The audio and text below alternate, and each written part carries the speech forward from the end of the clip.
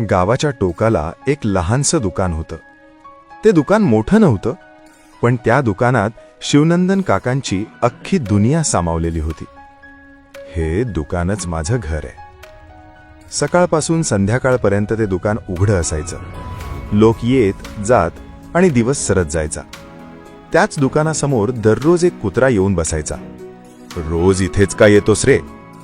कुणाचं लक्ष वेधून घेईल असा नव्हता. ना फार सुंदर ना फार रानडा, पण तो रोज यायचा, अगदी ठरल्यासारखा. लोक त्याला भोलू म्हणू लागले. कधी शिवनंदन काका त्याच्यावर चिडायचे, कधी हाताने हुसकावून लावायचे, जा इथून जा.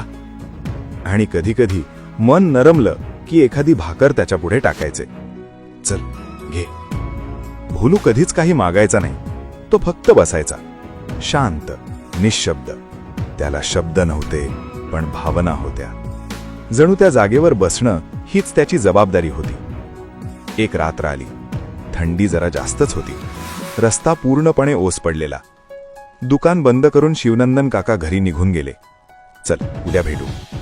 पण भोलू, तो तिथेच होता, अंधारात, थंड जमिनीवर, दुकानाकडे तोंड करून बसलेला. त्या शांततेत अचानक हालचाल झाली. 3 सावल्या हळूच पुढे सरकल्या. हेच ते दुकान आहे, लवकर कर. त्यांच्या पावलांचा आवाज जरी हलका होता तरी भोलू जागा झाला. काही क्षण तो फक्त पाहत राहिला. तो घाबरला नाही, तो समजून गेला. आणि मग तो उभा राहिला. तो भुंकला, भ भ. एक इशारा होता तो, एक सांगणं होतं, इथपर्यंत नाही. सावल्यांनी दगड उचलले, काठ्या उचलल्या. हाटीतून दगड लागले.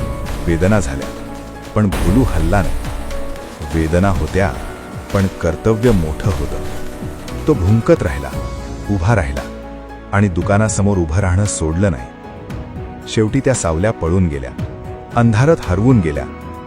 दुकान वाचलं, पण भोलू, तो तिथेच पडून राहिला. सकाळ झाली. शिवनंदन काकांनी दुकान उघडलं आणि समोरचं दृश्य पाहून ते थबकले. हे काय झालं? जखमी भोलू, दमलेला, पण तरीही दुकानाकडे तोंड करून पडलेला. त्या क्षणी काकांच्या डोळ्यात पाणी आलं. तू माझ्यासाठी? ज्याला आपण कितीदा हुसकावलं, तोच जीव आपल्यासाठी उभा राहिला होता. काकांनी भोलूला अलगद उचललं. आता कुठेही जायचं नाही, आणि पहिल्यांदाच त्याला आपलंसं केलं. त्या दिवसापासून भोलू भटका राहिला नाही. तो दुकानाचा भाग झाला, घरचा झाला. इथे कथा संपते, पण एक गोष्ट मनात राहते. निशब्द वफादारी कधी काही मागत नाही, ती फक्त निभावत राहते शेवटपर्यंत.